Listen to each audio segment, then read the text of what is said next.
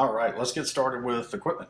And a couple of things that I wanted to mention quickly are some things that you need outside of this machine to use with this machine. And one of those pieces of equipment uh, I think is important with all of your machines, and that's one of these guys here. You cannot trust these temperature settings on these hot plates on your machines. So get one of these things so that you know what the temperature of the hot plate really is. It's very important because you don't want to get the temperature too hot or you'll start getting backlight sag and those type of things. So you don't want that. The other thing that you need is a pair of wire cutters. And the wire cutters help you grab the frame once you cut it and pull it off. And these work, they just work really well. I love Milwaukee tools. That's how that is. Tape. You want to tape up those really broken pieces of glass.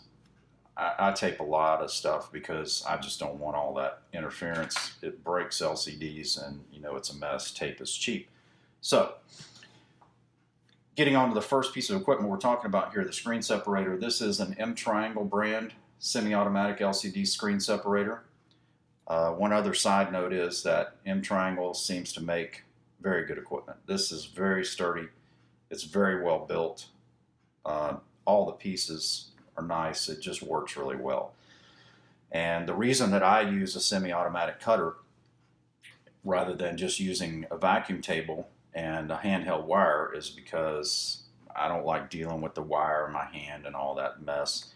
And this is a consistent cut. It's absolutely a consistent cut. Once you have this machine set up correctly, then you get a consistent cut all the way across and you get less breaks, because if you pull into a piece of broken glass and pull it up into the LCD, you get a break of the LCD, and that's not what you want. So very consistent cuts on these. The wire loading is very quick. It's not anything like I thought it would be when I got it. Once you get the hang of it, it goes very quickly. And if the wire breaks, which it does, it breaks in your hand, it breaks on this machine. The wires just, they get hot and they break. The wire break change is, again, it's very quick. And I'll show you how this machine loads, and then we'll go through the height adjustment. So the wire, pretty low tech. You wrap it around the post a couple of times and clamp it down. Turn your speed setting. This is the speed setting. You turn that all the way down. When you turn it all the way down, it will stop. You turn it from automatic to manual. And when you do that, then you can clamp your wire on, and you need to spool one of these spools above on top and one of these spools below so that it can go back and forth and back and forth. So starting with the left, this is just the way I do it. Starting with the left-hand side, I spool that over, and I spool on about 30 winds. You don't really want more than 30 winds, because once you wind it back from this side to this side, 30 winds will give you enough wire so that when you pull it over on this side, when the wire breaks, you can still pull from this side and get at least one wire break during production, and it helps you move faster. It doesn't take that long to do it from scratch, but that's just the way I do it. Spool 30 here, pull it across, hold this guy, pull it nice and tight a few times around, just about 2 times around, and then around the post, clamp the post down, and then switch from your left side to your right side. And then when you start turning the speed up slowly, it will start to spool the other direction. And I'll let this guy go around about 10 times, and then I stop. And I do all my starting and stopping with the speed control, not from the front panel, because this is just a better way of doing it. So once it spools 10 on this side, you're ready to cut. The second thing that you want is to adjust this wire so that when you're sitting on your LCD, you can have the wire be just above the LCD. Now, why you want that is because you don't want to be cutting into the glass. If you cut into the glass and you pull those shards of glass up into your LCD, you're going to have problems. So when I first start, I will push down on the wire so that I'm not cutting into the polarizer, and I get it started, and then once it's started, I'll let the wire go and I just push slowly through, and it will cut that sucker right off of there. And that way, once it gets started outside of the polarizer, it won't cut into the polarizer vertically. It's just not going to do that. So I'll give you a demonstration of me cutting a glass on this, and you can better see what the setup looks like and what the cutting process looks like. All right, let's talk about cutting your screen really quickly. I think most of you know how to do this, but what I like to do is give myself a little bit of room on this end, because you're going to start cutting from this end and cut to this end. And I just come in at an angle here and here, and then back here you just want to cut right along the edge of the LCD and just cut flat, because by the time you get down here the screen is going to release. So you just want to give yourself, the most important thing is to give yourself enough room in here so that you can get underneath the polarizer, and once you get it started, like I said, you're golden. So we'll do that, heat this guy up on the hot plate, pull the sides of the frame off, and start cutting. All right, let's get started cutting this frame. So the frame is cut. We're going to lay this onto the hot plate, making sure that the mat is clean, because if the mat is not clean when you start the vacuum, it'll break LCD, or could break the LCD. So we're going to start and let this heat up, and this machine will make a little bit of noise.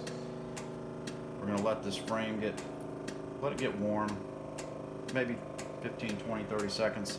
It doesn't take a long time. And then once it gets warm, we're going to pull the sides of this frame off, and then I'll show you what I do with the hot plate again.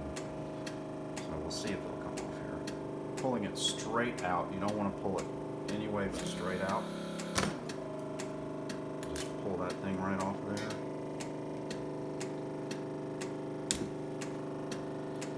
All right. So I'm going to take this off the hot plate now, and I'm going to go back and do something with the hot blade. All right, very quickly with the hot blade, what I like to do is just run along the glass here and get rid of the rest of the frame and the glue, because the glue that's on here will stop you from getting the wire underneath the polarizer. That's a big problem. At least it was for me. I had a lot of problems doing that, and then I discovered what was causing the problem. So it's this glue right here. It seems insignificant, but it's not. So if you just give yourself plenty of room, now you can see that you can really get underneath here with the wire. And then once you get underneath with the wire, if you can just clean the rest of this crap off of here, you can really get a clean cut. Helps you a lot, and it doesn't take just a second to do this, so it's well worth it. Just going along here and cleaning up this cut. It's not a problem. This screen is really broken, but all the more reason to get all this junk off of here. So, and then once you clean that up, you're ready to cut, and your cut will be much better.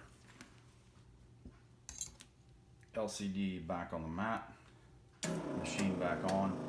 I'll lift this wire up, get it into place, and we're going to be ready to go. We'll start turning the speed up. I turn the speed all the way up because I just find that it cuts better that way. And then we're going to start pushing this little guy underneath here just to get it started.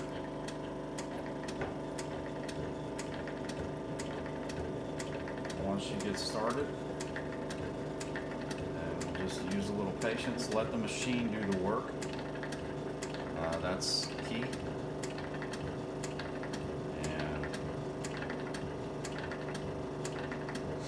This is a 7 Plus, obviously, so a little more screen area. These screens I go slower on. The LCDs are very thin on these guys, so we're just going to let her cut. And it's a thin LCD and a glass with a lot of breaks in it. So when you get down here to the bottom, you see how this is bowed out. Just give it a chance to kind of cut down. And then we'll just go back and forth on this guy. It's a very nice clean cut. You can see the LCD start to move, and then I just push it sideways to avoid cutting. And there she is. When you take this off, push sideways. I know some of this stuff that I'm telling you, I don't mean this to be an instructional video for how to, but when you're removing your LCDs, always push to the side, because if you lift up, then especially on these 7s, it's so thin you're going to break it, or you could break it. But you can see this was a very broken glass, and it cut that LCD right off of there, and it did it because it's just such a consistent cut with no breaks. So you can see how this wire is floating above the glass, and that's what you want.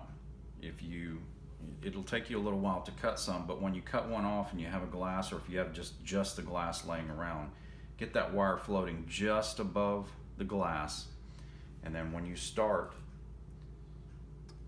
you push down to get it underneath the polarizer, and then as you push forward, once it's underneath the polarizer, it's not going to cut back into it. It's not going to cut into the polarizer this way, and it does a great job. I do clean this wire off occasionally, and I just use alcohol or acetone, whatever's handy. I clean all my machines, but I clean them in the mornings before I heat them up, because it's kind of dumb to heat up something like that and then clean it. Use this guy here.